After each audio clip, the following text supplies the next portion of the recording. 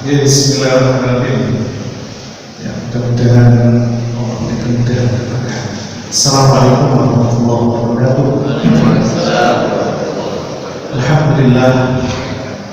Alhamdulillah wa nasta'inuhu wa nastaghfiruhu wa na'udzu billahi min shururi anfusina wa min sayyiati a'malina. May yahdihillahu fala mudilla lahu wa may yudlil fala hadiya lahu. Asyhadu an la ilaha illallah wahdahu la syarika lahu wa asyhadu anna Muhammadan 'abduhu wa rasuluh la nabiyya wa rasula ba'da. Allahumma shalli ala Muhammad wa ala ali Muhammad wa ba'd. Allahumma inna nas'aluka 'ilman nafi'an wa rizqan thayyiban wa 'amalan mutaqabbalan. Alhamdulillah. Allahumma inna nas'aluka husnal khatimah wa na'udzu bika min su'il khatimah. Alhamdulillah alamin. Bapak Ibu jemaah sekalian yang dimuliakan Allah Subhanahu wa taala. Nah, tema kita ini saya ambil tema untuk awal. Nanti insya Allah mudah-mudahan di kesempatan berikutnya kita bisa mengkaji tentang salah satu kitab yang la tahzan. Tema misalnya itu la tahzan, jangan bersedih. Karena kenapa umatnya Rasulullah itu nggak patut dan tidak layak untuk galau, terus kemudian sedih tanpa batas, khawatir, nggak jelas hidupnya, nggak semangat, kemudian susah diatur dan begitu. Makanya kita berharap mudah-mudahan husnul khotimah. Ya, makanya tema Sakaratul itu penting, ya, tidak ada kaitannya dengan tabrakan di tol ini. Ya. Kemudian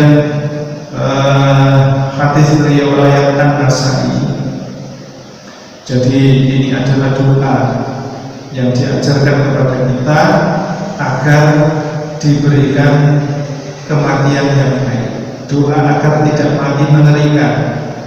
Nah, mari jemaah sekalian, pada sholat masih punya buku, insya Allah doa di masjid, doa kita dijawab. Silakan dibaca doa masing-masing. Ya, awali dengan mendalamkan sholawat. Mudah-mudahan doa meskipun seumur hidup satu kali kita baca, mudah-mudahan Allah ijabah. Ya. Allahumma shalli ala Muhammad wa ala Muhammad. Allahumma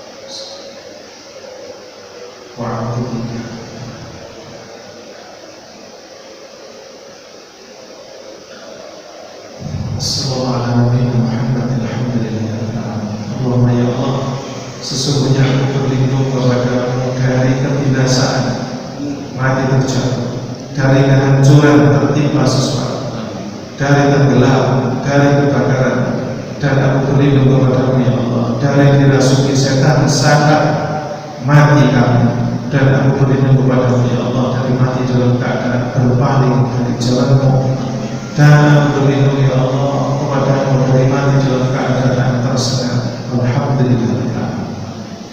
Nah, ini doa ini diajarkan kepada kita. Ya, meskipun seumur hidup sekali, pada saat yang baik kita berdoa dan yakin doa kita dijawab Allah. Insyaallah. Nah, ada juga yang mungkin banyak di share. Allah khtim lana bil Islam, wa khtim lana bil iman, wa khtim lana bi husnil khatimah. Boleh doa ini baik, ya, meskipun redaksinya tidak ada di dalam hadis, tapi baik. Ya Allah, akhiri hidup kami dengan Islam, akhiri hidup kami dengan membawa iman, akhirilah hidup kami dengan husnul khatimah. Jadi ini paling penting Bapak sekalian, Bapak Ibu sekalian, rahmatullah. Nah, sebenarnya ini kitabnya lumayan panjang ya pembahasannya, tapi saya mungkin begitu ya. Masyiro wa nadhiro, tiba-tiba ini mati kan, dari malah rasa-rasa ngaji ya. Jadi ketakutan ngaji. Baik, Bapak Ibu, rahmatullah, kematian itu akan menghadang setiap manusia. Setiap kita pasti akan mengalami kematian. Ya tinggal tunggu giliran saja. dan proses tercabutnya nyawa manusia itu akan diawali dengan detik-detik yang menegangkan, lagi menyakitkan. Nah, ini menggambarkan bagaimana pedihnya, bagaimana sakitnya yang diceritakan oleh Rasulullah SAW. Ya, Allahumma bin alaihi sakaratul maut, jadi berdoa ya, supaya diringankan peristiwa ini dikenal dengan sakaratul maut.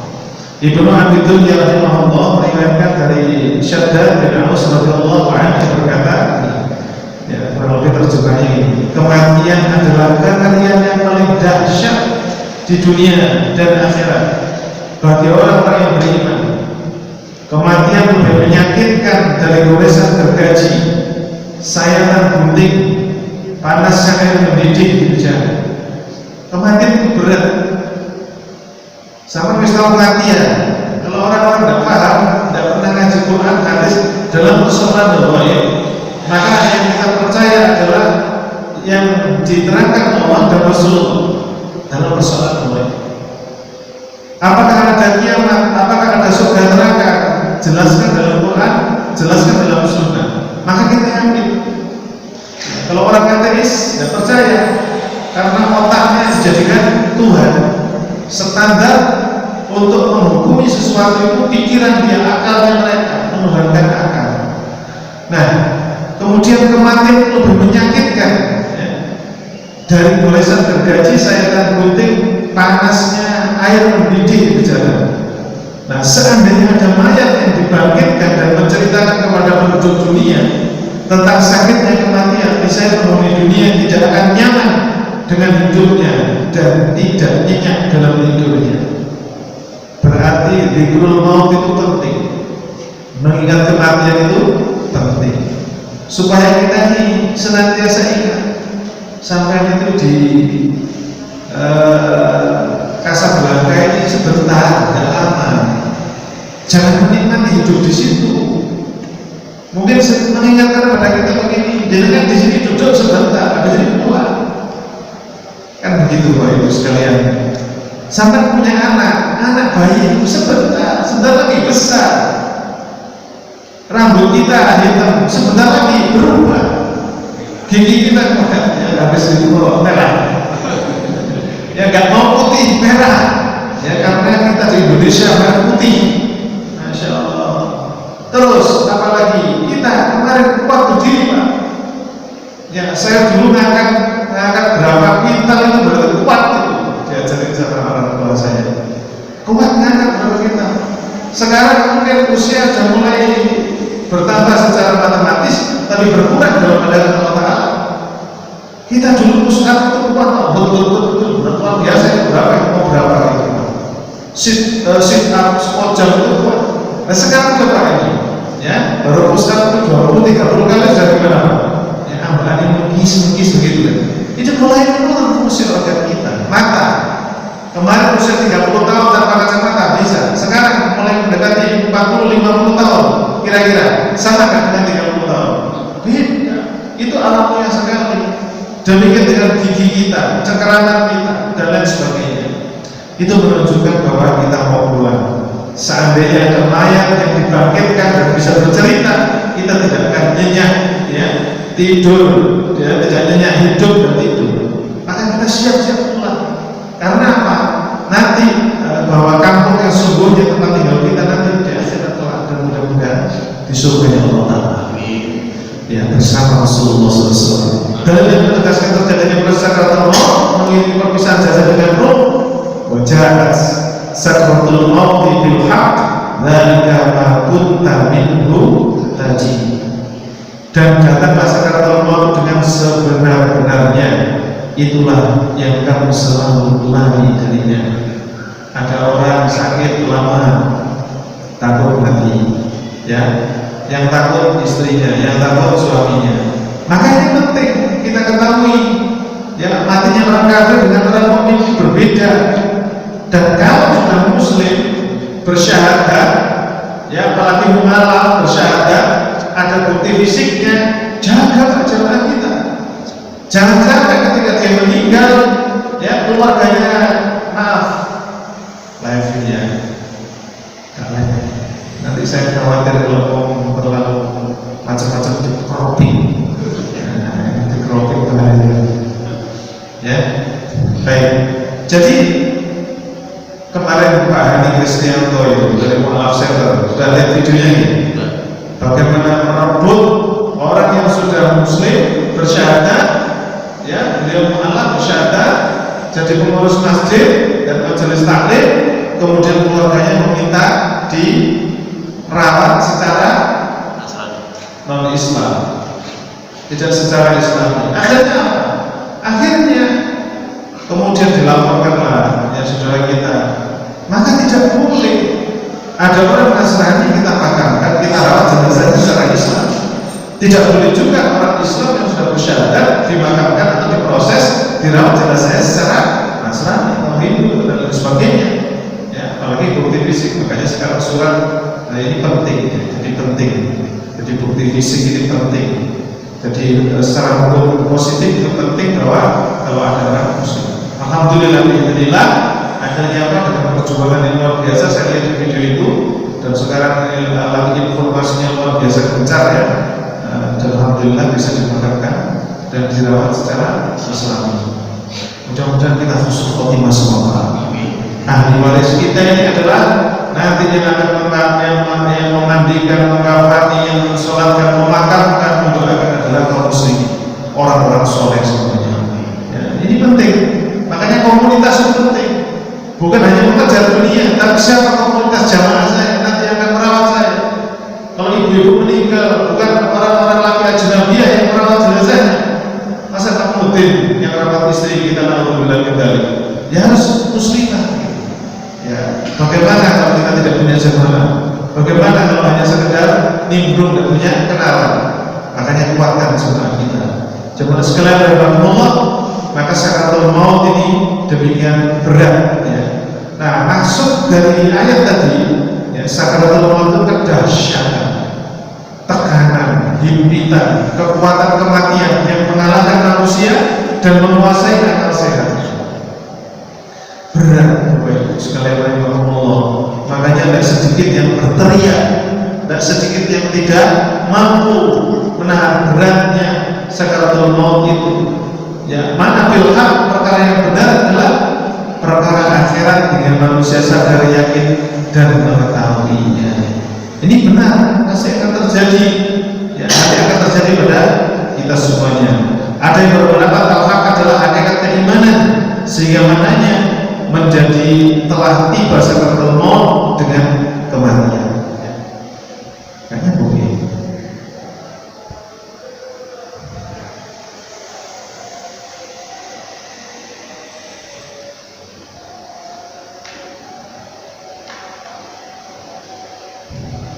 Bismillah.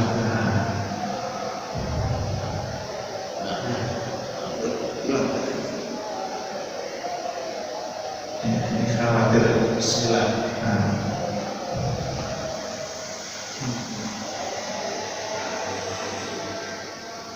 Ya, sakaratul maut itu lagi. Ya, bahasa sakaratul maut. Oh,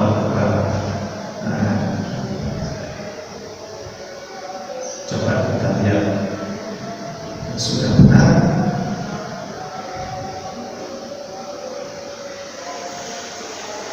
Biasanya harus kartu atau laptopnya yang nggak support. Ya, Bapak Ibu sekalian, kita lanjutkan aja ya, Insya Allah.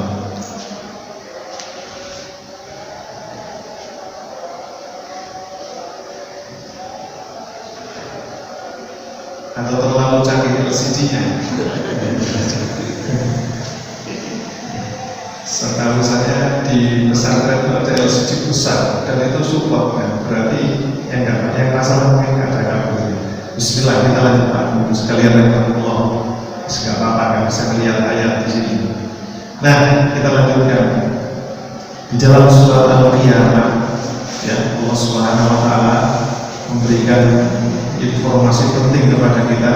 Surat ke-75 ayat 25 sampai 26. Ya, saya bacakan sedikit ini. Bismillahirrahmanirrahim. Ada yang bergerak? Kalla idza balaghatit taraqi, sekali-kali jangan apabila nafas seseorang telah mendesak sampai kerongkongan.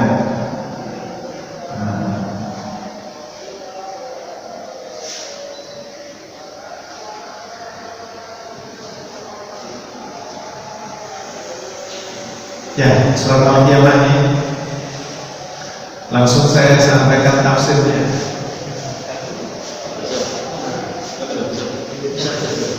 Alhamdulillah. Nah, di surat Al-Qiyamah 26 sampai 30. Alhamdulillah. Nanti kalau nggak bisa saya bawa LCD sendiri, makanya LCD. Tadi itu saya pakai di atas. Selesai pulang taruh di rumah tadi. Jadi langsung. Baik, bismillah. Saat ini penjelasan ini, Allah mengingatkan para hambanya dengan keadaan orang yang akan tercabut nyawanya, bahwa ketika sampai pada taraqi, yakni tulang yang meliputi ujung leher kerongkongan, maka pada saat itulah penderitaan mulai berat. Ia mencari segala sarana yang dianggap menyebabkan kesembuhan atau kenyamanan. Ini menggambarkan tentang orang-orang yang mau meninggal dunia. Nafas seseorang telah mendesak sampai kerongkongan. Ya, kemarin udah banyak yang sesek gitu. Kemudian waqila al-raq, ya, dan dikatakan kepadanya, siapa yang dapat menyembuhkan? Siapa yang dapat menyembuhkan? Artinya apa? Siapa yang akan meruqyahnya? Dikatakan ruqyah. Siapa yang dapat menyembuhkan kalau Allah Subhanahu wa taala? Ya. Pasalnya mereka telah kehilangan segala terapi umum yang mereka pikirkan, sehingga mereka bergantung sekali kepada terapi ilahi. Maka pada saat itu tidak ada lain kecuali pertolongan Allah. Makanya banyak yang minta dibacakan surat Yasin, besok surat Al-Baqarah, surat Ar-Rahman, begitu. Maka ini mau minta kepada Allah, sebenarnya minta pertolongan kepada Allah. Orang itu kalau baca surat Al-Fatihah kemudian berdoa, maka doanya lebih mudah diijabah daripada langsung berdoa. Makanya kadang-kadang orang meninggal itu diruqyah. Nah, ini pengalaman kami ketika orang tua kami di ICU, tidak boleh ditunggui, ya, kemudian pada saat kritis karena ruang ICU kita tahu tidak steril, ya, kita minta tolong saudara kita untuk meruqyah ruangan itu sambil kita bantu talqin orang tua kita yang bertalqin berbisik la ilaha illallah, minta kepada Allah Subhanahu wa taala. Nah, namun kotor dan kotor jika datang dan tiba, maka tidak dapat ditolak. Tidak dapat ditolak. Terapi ilahi ini jadi nomor 1. Kemudian dilanjutkan, dan dia yakin bahwa sesungguhnya itulah waktu berpisah dengan dunia. Jadi kita mau berpisah semua. Orang yang meninggal itu katanya punya firasat mau meninggal. Tapi kita tidak tahu yang bersangkutan mau meninggal. Orang lain tidak tahu. Ya. Bahwa ini ternyata usaha terakhir. Kayaknya kan saya mau pulang. Nah, gitu ternyata betulan besok. Ya, berat. Ya, perpisahan dengan dunia dan bertaut betis kiri dan betis kanan. Maksudnya apa? Ya, di dalam ayat tadi, kesengsaraan jadi satu dan berkumpul. Artinya apa? Orang itu kalau bertaut betis kiri dan betis kanan diikat, tidak bisa bergerak. Betapa beratnya orang yang sakaratul maut itu. Makanya dipegangin anaknya, kanan tangannya dipegang, kakinya dipegang, berontak, ya, demikian kuat. Tapi ada juga yang tenang gitu, dipanggil itu tenang sekali. Sampai dibacakan lantunan ayat-ayat Allah, kalimat tauhid, la ilaha illallah, la ilaha illallah, la ilaha illallah, la ilaha illallah, tanpa ada gejolak. Ya, 2 kali saya mendampingi keluarga. Jadi pada saat sakaratul maut, ya, tenang sedikit. Mudah-mudahan kita khusus khotimah, khusus khotimah yang penting. Urusan menjadi berbahaya penderitaan semakin sulit, nyawa diharapkan keluar dari badan yang telah diyahudi dan masih bersamanya. Ya. Maka diharap menuju Allah Subhanahu wa Ta'ala untuk dibalasi amalannya dan mengakui perbuatannya. Nanti kan antara nyawanya orang kafir dan orang mukmin itu beda, yang nyambut beda, kain kafannya beda. Nah, dalam riwayat hadis ya. Peringatan yang Allah sebutkan ini akan dapat mendorong hati-hati untuk bergegas menuju keselamatannya. Wes makan pola, turun macam-macam. Sekarang kita mau pulang. Yang muda hentikan maksiatmu. Yang tua taat balik kepada Allah. Jangan suka bertengkar, jangan suka bercerai-berai. Gitu. Jangan menghina agama. KTP-nya Islam ternyata merusak Islam dari dalam gara-gara duit beberapa rupiah dan dolar. Mudah-mudahan kita dijaga oleh Allah Subhanahu wa Ta'ala. Ini penting ya, ulama-ulama kita, guru-guru kita, kiai-kiai kita ini yang zuhud, yang dekat kepada Allah Subhanahu wa Ta'ala banyak mengingatkan kita sekalian. Jemaah sekalian rahimakumullah, sehingga menahannya dari perkara yang menjadi kebinasaannya. Jangan sampai kita ini binasa, jangan sampai dikasih sehat ya setelah diselamatkan oleh Allah dari berbagai musibah kemarin, hari ini sehat justru lebih bersemangat lagi untuk lillahi kalimatillah. Kemudian tetapi orang yang menantang, orang yang tidak mendapat manfaat dari ayat-ayat, senantiasa berbuat sesat dan kekufuran dan penentangan. Jangan misalnya sekarang di medsos, berapa banyak orang yang berani menentang agama Allah, berapa banyak orang yang berani menafsirkan ayat bukan dengan ayat bukan dengan hadis, tapi dengan pendapatnya sendiri. Terus hidup kita mau kemana, mau apa yang kita cari? Sebentar sekali kita ya, kalau hebat dalam pandangan makhluk, dalam pandangan Allah tidak punya apa-apa. Nurunkan hujan saja tidak mampu. Coba lihat jantungnya semut tanpa alat pembesar, bisa tidak mampu. Ya, bahkan maaf, kita melihat jitok diri tidak mampu. Lemah kita ini. Menahan agar rambut tidak putih, mampu nggak kita? Siapa yang mampu? Sehingga usianya 17 tahun terus meskipun 60 tahun ada. Artinya apa? Kita lemah, kita pasti kuat. Sehingga orang-orang yang ingat kepada Allah Subhanahu wa Ta'ala senantiasa hati-hati, jangan sampai melakukan kekufuran, jangan sampai berbuat sesat dan menentang Allah Subhanahu wa Ta'ala. Maka demikian indahnya ketika saya dengan keluarga kita mendapat hidayah dari Allah Subhanahu wa Ta'ala, lebih baik daripada dunia dan seisinya. Ya, jenengan bisa duduk beribadah sementara banyak orang yang hanya menyempatkan waktu ibadah tidak sempat. Tapi hari ini kita masih diberikan oleh Allah Subhanahu wa Ta'ala kemudahan. Nah, Imam Bukhari meriwayatkan dari Aisyah radhiyallahu anha yang bercerita dalam acara menyebut Nabi sallallahu alaihi wasallam di waktu terbatas ini bahwa di hadapan Rasulullah SAW ada satu bejana kecil dari kulit yang berisi air di kulit. Nah, sekarang tingkat plastik. Beliau memasukkan tangannya ke dalamnya, membasuh mukanya dengan saya berkata, La ilaha illallah. Sesungguhnya kematian memiliki sakaratul maut, menceritakan tentang beratnya beliau, dan beliau menegakkan tangannya dan berkata menuju Rafiqil A'la, sampai akhirnya nyawa beliau tercabut dan tangannya melepas. Yang tahu Bunda Aisyah tentang beratnya sakaratul maut. Ya. Kemudian dari Anas radhiyallahu anhu berkata, tatkala kondisi Nabi sallallahu alaihi wasallam memburuk, Fatimah berkata, alangkah berat penderitaanmu ayahku. Beliau menjawab, tidak ada penderitaan atas ayahmu setelah ini. Ya, kita ingat bagaimana ketika Rasulullah SAW dicabut nyawanya, demikian sakit. Kemudian apa yang dilakukan Nabi? Kumpulkan sakit sakaratul maut umatku untuk diriku, ringankan mereka. Allahumma shalli ala Muhammad wa ala ali Muhammad. Allahumma shalli ala Muhammad wa ala ali Muhammad. Allahumma shalli ala Muhammad sallallahu alaihi wasallam.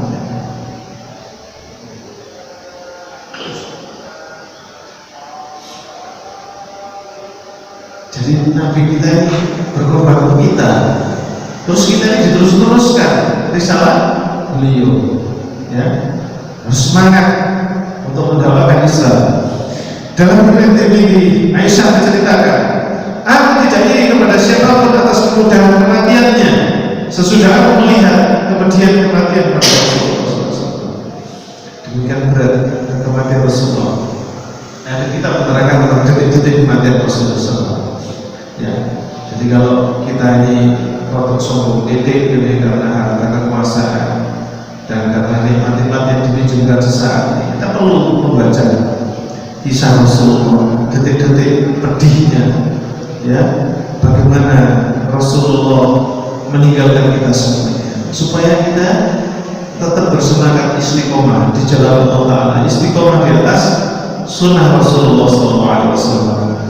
Nah, Bapak Ibu rahimahullah, dan penderitaan yang terjadi selama pencabutan nyawa akan dialami setiap makhluk, di setiap kita, Bapak Ibu.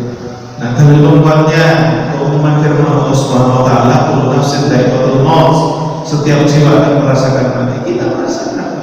Makanya kita ada yang dicabut seperti seringan, ada yang Masya Allah beratnya luar biasa. Makanya tergantung amal perbuatan selama dia hidup. Inna lil mauti sakarat, kata Rasulullah SAW dalam hadis Nabi SAW. Sesungguhnya kematian itu ada pedihnya, ada kepedihannya. Namun tingkatan kepedihan setiap orang berbeda-beda. Dengan panjenengan istiqomah, capek, lelah hari ini, berkorban, ya, berkorban untuk memakmurkan masjid ini, menghidupkan masjid ini, mendatangkan masjid ini untuk menuntut ilmu. Allah Subhanahu Wa Taala berikan ilmu kepada Nabi SAW. Kemudian Nabi memberikan kepada sahabat, sahabat memberikan kepada tabi'in sampai pada kita. Dan kita tetap bersemangat istiqomah untuk apa? Tetap bertauhid kepada Allah, menyembah Allah, ya, taat kepada Allah, tunduk kepada Allah. Mudah-mudahan meringankan saat kita sekarang. Ya, anak kita yang mengisi telinga kita, la ilaha illallah, ayat Abi, ya. Kemudian dirangkul kita, dibisikin, ikutin saya, la ilaha illallah, la ilaha illallah, la ilaha illallah. Husnul khotimah. Makanya jangan lupa mewariskan tauhid kepada anak kita. Wariskan. Nah, bicara tentang warisan, ini penting warisan ini. Nah, warisan. Sudah mempersiapkan warisan belum sama anak kita? Nah, apa kira-kira? Jadi kan bikin warisan sedikit atau banyak? Kalau sama dapat warisan tapi banyak sedikit, yang masih muda. Gimana Mas? Ini banyak sedikit, Mas. Dapat warisan. Enggak ada titik Rasulullah, titik akeh orang tua. Hati-hati. Ada panduan. Wariskan yang pertama adalah al-fikr, pemikiran yang benar. Yang perlu ini kita wariskan. Nah, ngomong saya meninggal. Yang kedua, mewariskan apa? Ilmu, al-ilmu. Ya, tauriful ilmu itu mewariskan ilmu, pemikiran yang benar. Jangan yang salah. Semua agama benar, itu pemikiran yang salah.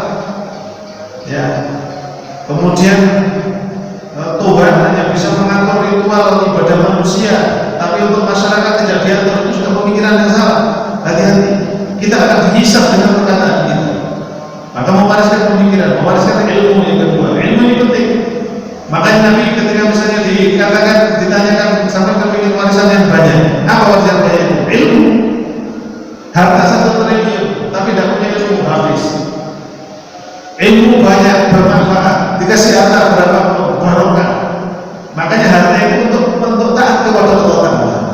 Sampai hari ini, ketika kita hadir di sini, bukankah ini jerih payah dan doa-doa yang diijabah oleh Allah dari orang tua kita, ibu kita tercinta, ayah kita tercinta. Ilmu, andai kan tidak diwariskan ilmu, kita tidak tahu kapan beliau berdoa sampai nangis sehingga doa itu diijabah oleh Allah SWT. Mungkin kita sudah lupa dengan orang tua kita, baik yang masih ada maupun sudah meninggal. Sehingga hari ini kita masih tetap istiqomah. Asbab apa? Doa-doa ikhlas dari orang tua kita tercinta. Ya, makanya kirimkan doa selalu berdoa kepada kita. Allahumma fir lana wa li walidayna warhamhum kama rabbayana shighara. Ini waris ilmu yang ketiga itu mewariskan akhlak. Ya, tauriful akhlak, wariskan akhlak. Maka akhlak itu tidak cukup dikaji, emosional kan. Nah ini yang ngabut, berat. Makanya Nabi itu kalau ngaji itu 5 ayat, nggak banyak. Jadi dalam riwayat itu mengajarkan 5 ayat ya. Belajar 5 ayat. Maka dengan bersani, Iqra, Al-Alaq, surat pertama kali itu berapa ayat? 5. Dan banyak. Terus diajarkan kepada sahabat dan ditunjukkan bagaimana cara menghafalkannya. Nah, itu luar biasanya. Makanya Quran turun selama berapa tahun? Ya sampai Rasulullah meninggal. Ya ternyata untuk menghafalkan Quran 23 tahun Allah menurunkan bertahap gitu. Nah, tentang akhlak ini penting. Bagaimana akhlak Rasulullah? Quran. Kemudian yang terakhir itu mewariskan taurithul mabadi, namanya mewariskan apa? Prinsip hidup. Prinsip. Kalau sekarang ada world view. Nah, world view itu apa ya? Kalau world view itu sekarang namanya ideologi. Ini prinsip, mewariskan prinsip. Kenapa Bapak sholat di sini? Kenapa Bapak itu di rumah auratnya tertutup? Kenapa tidak mau riba? Itu prinsip, mewariskan prinsip. Jadi kenapa tidak menghalalkan segala cara? Itu prinsip. Ya, mendidik dengan cara Islam itu prinsip. Pokoknya makan apapun yang penting halal, itu prinsip. Meskipun kamu kelaparan dan yang ada yang haram, cari yang halal semampu. Nah, baru kalau sudah tidak mampu ada yang haram kan? Ini yang halal masih banyak, cari yang haram. Nah ini prinsip, mewariskan 4 prinsip. Mudah-mudahan kita bisa mewariskan. Penting ini kita. Nah kemudian Bapak sekalian kembali ke sini. Kabar gembira untuk orang yang beriman. Orang yang beriman ruhnya akan lepas dengan mudah dan ringan. Malaikat yang mendatangi orang yang beriman datang kepada orang beriman untuk mengambil nyawanya dengan kesan yang baik lagi mengembirakan. Jadi datangnya malaikat yang sopan, santun, enak dilihat, menyenangkan gitu, tidak menyeramkan. Jamaah sekalian rahmatullah, saya bacakan hadis Al-Bara bin Azib radhiyallahu anhu. Rasulullah SAW berkata tentang proses kematian seorang mukmin, supaya kita semangat, tetap menjaga istiqomahnya, siap berjuang untuk membela Islam, ya, siap berjuang untuk apa? Mengamalkan Al-Quran, mendakwakan Quran. Seorang hamba mukmin jika telah berpisah dengan dunia, menyongsong akhirat, maka malaikat akan mendatanginya dari langit dengan wajah yang putih, ya, ronak muka mereka layaknya sinar matahari. Mereka membawa kain kafan dari surga serta harum pewangian dari surga, harum indah enak dilihat. Mereka duduk di sampingnya sejauh mata memandang. Jangan dibayangkan malaikat itu seperti bayangan kita ya. Orang membayangkan indahnya. Orang mukmin itu dijemput oleh malaikat Allah. Berikutnya malaikat mau hadir dan duduk di dekatnya, di dekat kepalanya sembari berkata, wahai jiwa yang baik, ya, dalam riwayat lain wahai jiwa yang tenang, keluarlah, rujuk ampunan Allah dan keridhaannya. Rohnya keluar bagaikan aliran cucuran air dari mulut kantong kulit. Kantong kulit mengalir, indah sekali. Kemudian setelah keluar rohnya, maka setiap malaikat maut mengambilnya. Jika telah diambil oleh malaikat lainnya, tidak membiarkannya di tangannya, malaikat maut sejenak saja untuk mereka ambil dan diletakkan di kafan dan harum tadi, yang pewangian tadi, kain kafan dari surga dan wanginya, masya Allah, gak dibiarkan. Saking merebutnya orang, wah ini nyawanya orang mukmin, ya rohnya orang mukmin, sekarang dia mukmin. Ini rohnya ketua tangga masjid, ini rohnya pengurus masjid, ini jamaah masjid ngantuk, insya Allah diambil rohnya malaikat Allah Ta'ala.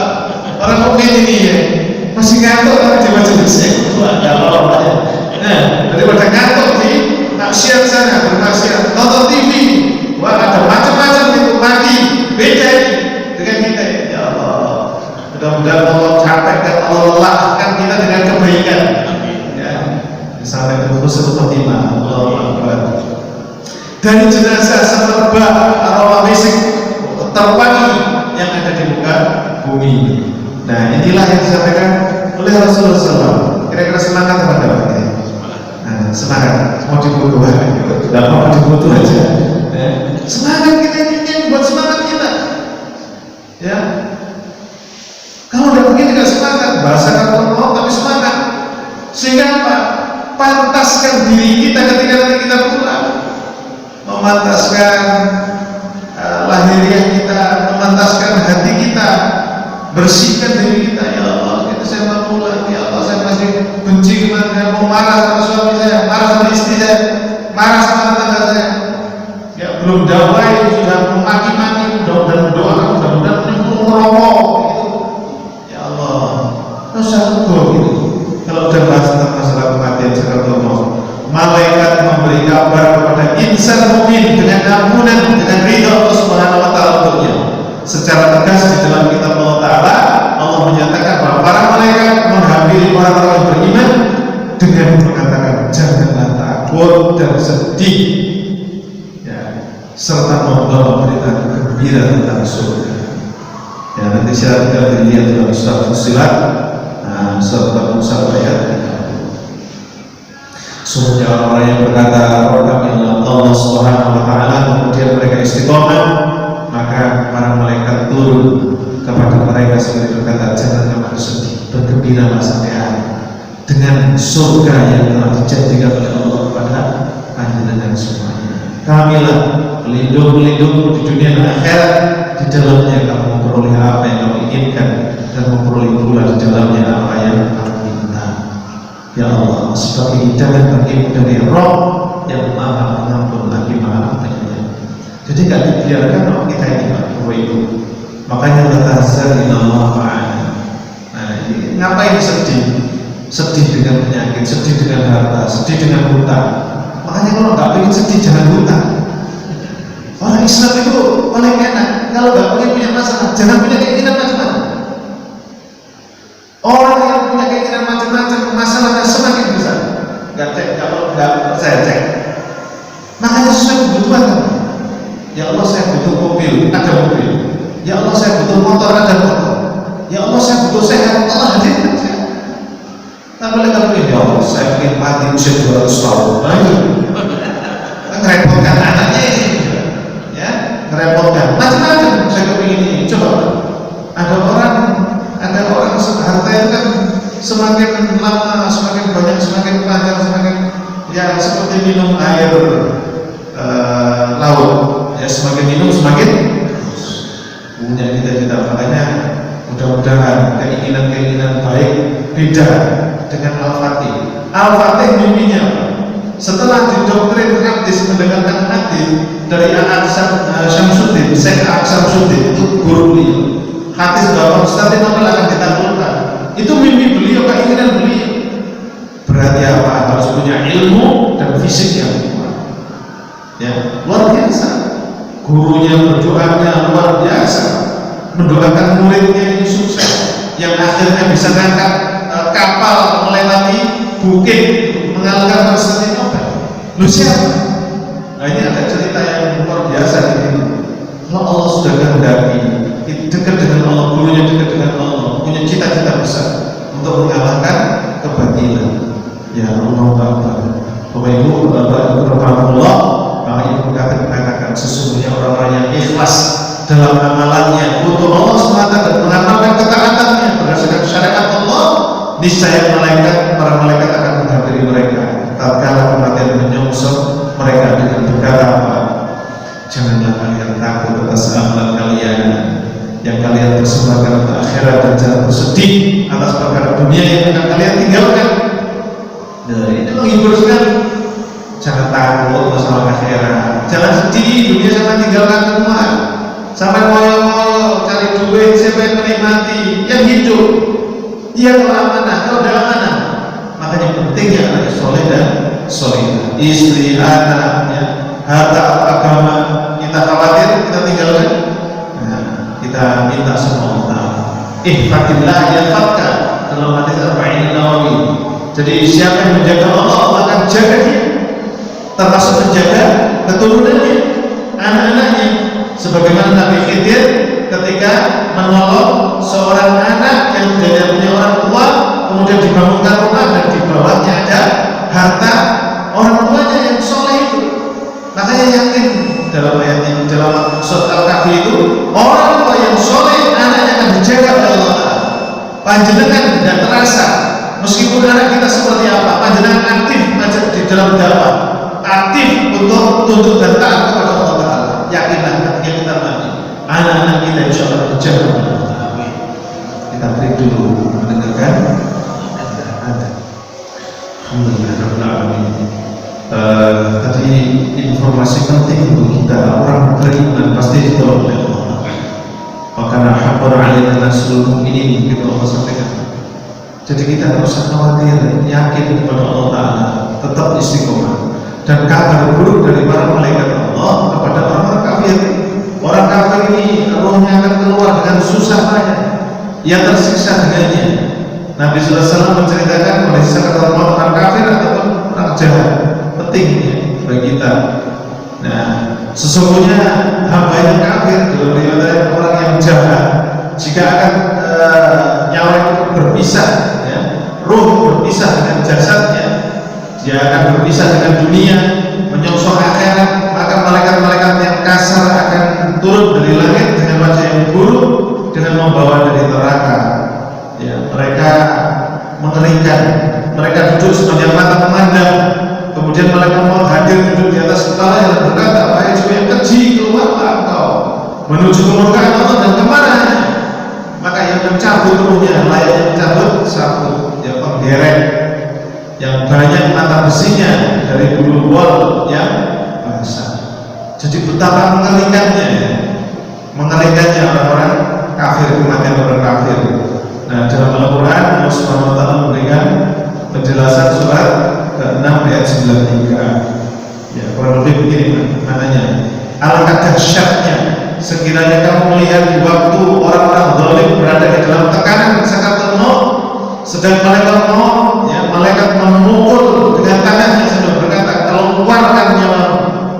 Ya, di hari ini kamu dibalas dengan siksaan yang sangat menghinakan, karena kamu selalu mengatakan kepada Allah Subhanahu wa Ta'ala perkataan yang tidak benar, dan kamu selalu menyombongkan diri terhadap ayat Allah. Abu Jahal, dia tahu bahwa Allah itu Tuhan sekalian Allah. Ya, tiada zat yang harus disembah kecuali Allah, tapi tidak mau beriman kepada Allah dan Rasulnya. Nah, ini akan merasakan siksaan Allah Subhanahu wa Ta'ala. Nah, maksudnya apa? Para malaikat membentangkan tangan-tangannya untuk memukuli dan menyiksa sampai apa? Nyawa mereka keluar dari badan. Makanya terhina dan dihinakan oleh Allah Subhanahu wa Ta'ala. Karena itu para malaikat mengatakan, keluarkan nyawamu. Pasalnya orang-orang kafir yang sudah datang ajalnya, malaikat akan memberi kabar buruk kepadanya tentang bentuk adab, siksa, belenggu dan rantai neraka jahanam yang mendidih serta kemurkaan Allah Subhanahu wa Ta'ala. Jadi orang yang mau meninggal itu dibukakan. Jadi hijab kafir yang selama ini tidak bisa diperlihatkan. Kamu tempatnya di sini beginilah. Makanya ada yang menjerit, ada yang tenang. Makanya kalau anaknya solih, anaknya solihah, itu orang tuanya mendapatkan manfaat yang luar biasa sekalian. Jadi jangan dikira ya, kita punya teman yang baik, ya, teman setia. Ya, kalau salah kita diberitahu salah, kalau benar diberitahu benar, disupport. Kalau salah diingatkan, diajak kembali ke jalan Allah Ta'ala. Nah, jangan begitu, ayo kembali ke jalan Allah Subhanahu wa Ta'ala. Ya, hidup ini sebentar. Ingat ya, teman kita yang di SD, di SMP, SMA atau waktu kuliah, ada teman yang tidak baik saudara kita ajak. Kalau tidak mau tunggu sama Allah. Demikian mengerikannya saat sakaratul maut. Ya, ini kematian yang mengerikan. Makanya orang yang bercerai-cerai dalam jasadnya tidak mau taat dan enggan keluar. Allahumma inna nas'aluka husnal khotimah wa na'udzubika min su'il khotimah. Saya bacakan dengan khotimah tulisan Syekh Al-Qarni.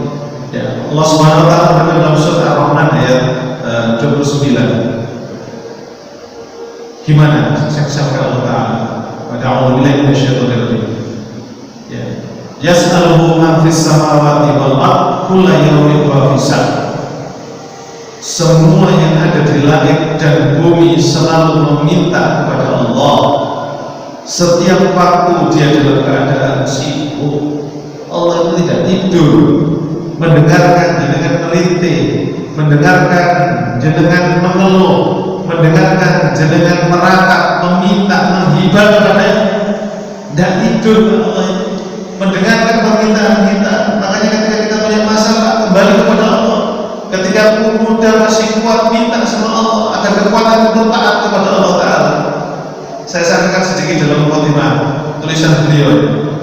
Jadi ketika laut bergemuruh, ombak menggunung dan angin ini bertiup kencang menerjang, semua penumpang kapal akan panik dan menyeru, ya Allah.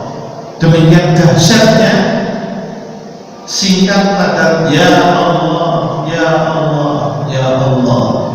Makanya zikir ya Allah, ya Allah, ya Allah, ya Allah, sambil mengingat kita ini kecil, kita ini makhluk, kita tidak akan pulang kembali kepada Allah Subhanahu wa Ta'ala. Ya Allah. Maka ketika ada petir menyambar, ya Allah. Ketika ada musibah, ya Allah. Ketika mau berangkat menuju kenikmatan, yang menuju satu keberkahan, ya Allah. Tapi ketika mendapatkan musibah juga ingat Allah Subhanahu wa Ta'ala. Ya Allah.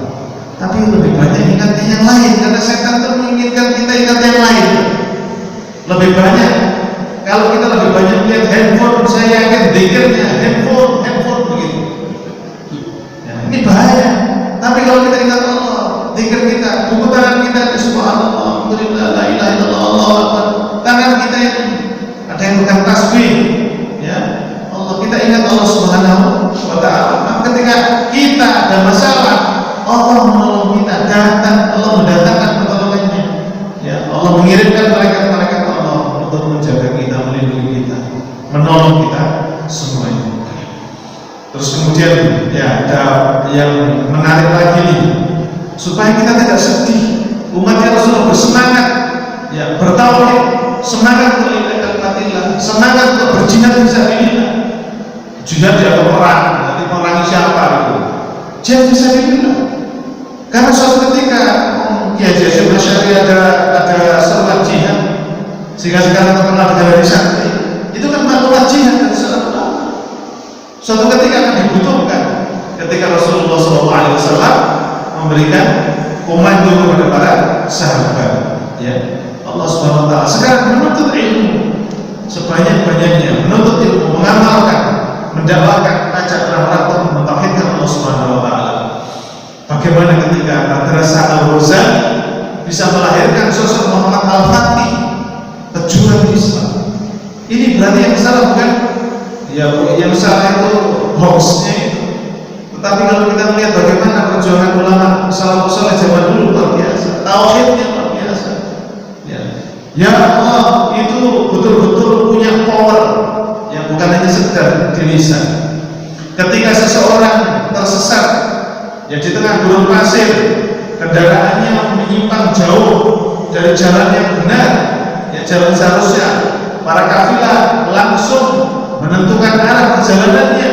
Mereka akan menyeru, ya Allah, ya Allah, tunjukkan jalan yang benar ya Allah, tunjukkan jalan yang selamat ya Allah.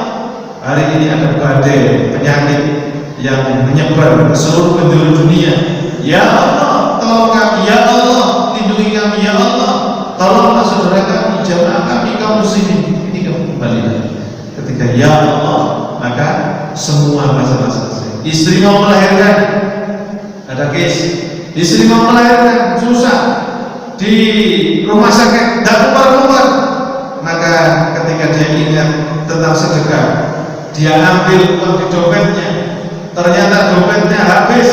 Dia telepon temannya, gajiku belum ambil, tolong sekian juta saya sedekahkan, doakan istri saya yang muda lahir lancar. Apa yang terjadi Pak? Masya Allah, luar biasa. Yang terjadi, istrinya saat itu yang dalam keadaan melahirkan dimudahkan lahir.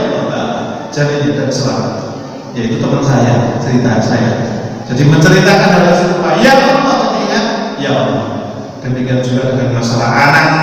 Ya, ketika anak bermasalah susah diatur, anak tidak sebagai mengharapkan orang tua berkorban dari rezeki kita yang diberikan oleh Allah untuk sedekahkan di jalan Allah Ta'ala, maka Allah yang akan mengurus anak kita, Allah yang akan memudahkan urusan kita. Subhanakallahumma wa bihamdika asyhadu an la ilaha illa anta astaghfiruka wa atubu ilaik. Wassalamualaikum